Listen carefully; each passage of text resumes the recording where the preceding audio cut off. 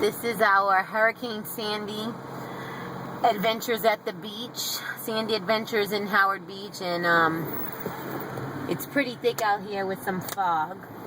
14 days out of Hurricane Sandy, and this is CVS over here, and it's closed. It's a 24-hour CVS. I'm sorry, I'm coughing up like mold spurs. Spores. You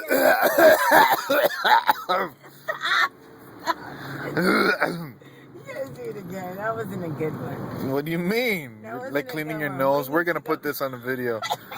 We're gonna put it in the video. No! What do you mean no? Do it again. You know people want to see the live realities. This is crazy. And we saw you cleaning your nose, so it's okay. Don't try to make it nice now. Making it look all poots. I do feel sick from the mold. Yeah, but now the problem is that we can't see anything outside. There's a huge fog out here. Never before seen fog here in Howard Beach. Am I right or wrong? I mean, you tell me. No, I've never seen this before here in Howard Beach. It looks kind of eerie on top of... Yeah, I'm opening the window here just to kind of get an idea. But... I mean, thank God we got some lights in Howard Beach as of yesterday. Yeah. So we actually have lights in Howard Beach so we can see through this fog, because this would be really something terrible without the lights. This is crazy. But you gotta kind of drive slow through here. So you can still see. Sure. You can still see cars on the curb from Hurricane Sandy. This one's there from Hurricane Sandy. Look at this. If you see all the cars that have this kind of condensation, like on the window. It's hard to see that car. See, it has like we can't really see it from this thing. See, even if you open the window. Even if I open the window, you can't see it? No, because it's really dark. Okay, you so have to have a light or something. I can tell you what I see. All the cars have like condensation on the window. You can tell that they're the cars left over from Hurricane Sandy because they've gotten wet on the inside. And they have humidity and moisture, and you can see it's pretty much every single car on this street here is no good. It's totaled. Right. Now this block here is where the school is, if I'm not mistaken, and everybody... this is the highest level, from what I understand, here on Howard Beach. And people park their cars up here to protect them. As you can see, they've taken their plates off the car and just left the car here.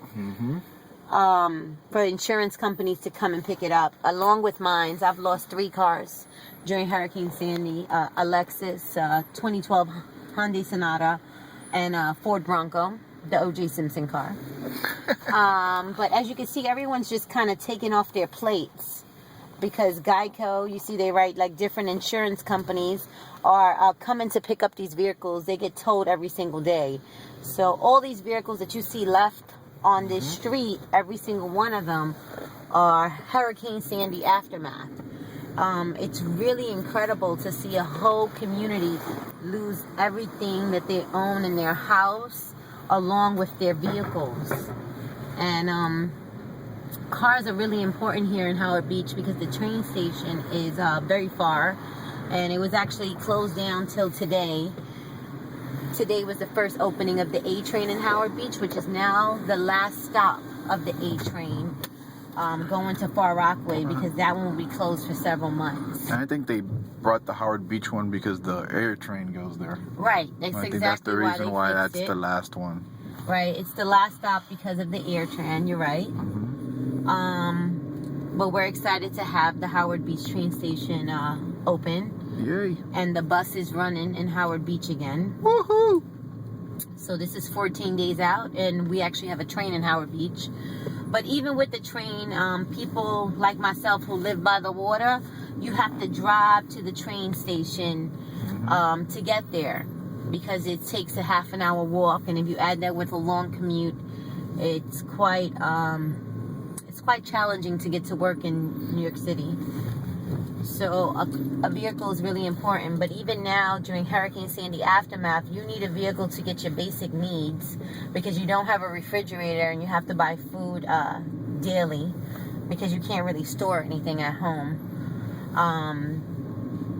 And you don't really have any place to cook the food and stuff. So the amount of cash that it takes to sustain yourself after Hurricane Sandy is incredible. We're actually really happy that 13 days out. So yesterday I got electricity, and in order to get the electricity on, you had to get an electrician to come in to change your panels and circuits, which got destroyed during the hurricane, which cost thousands of dollars for you to get. I think it's called a waiver, right? Yes. You have to get a waiver that you have to show Con Edison that you have proof that an electrician has changed your circuits and your panel, and your house is safe to receive electricity. So aside from the problem of getting electricity in the neighborhood, we now have neighbors who don't have the money to get an electrician to get the waiver. So now that we're sitting with electricity in the neighborhood, some people still don't have any because they don't have the funds to get the electrician to unlock the box from Con Edison. Yep. And Con Edison had to do it for safety precautions so there's no fires in Howard Beach.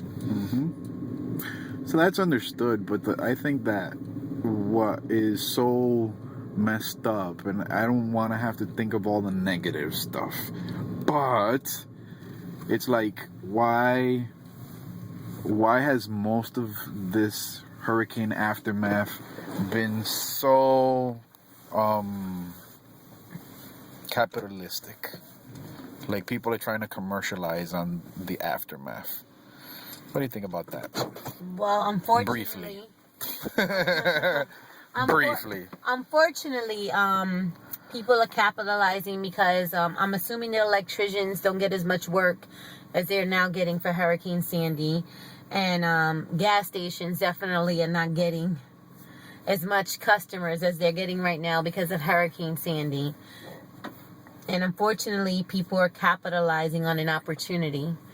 But I believe in karma, and I believe when you don't make your money in the appropriate manner, it definitely comes back to you. So I'm not going to focus my energy on it. But what I can say is, if you are a professional out there when it comes to junk removal, cleaning, electrical, plumbing, any type of professional contracting company, you may want to donate some hours to people who are really suffering right now, who have to choose between getting basic needs like heat and hot water and food to eat and clothes on their back. So this is my Sandy adventures at the beach, and this is the Hurricane Sandy aftermath here in Howard Beach. Just giving you an update on some of the hurricane losses that we have and some of the things that we are going through. This is Poots for sure. PootsTV@gmail.com.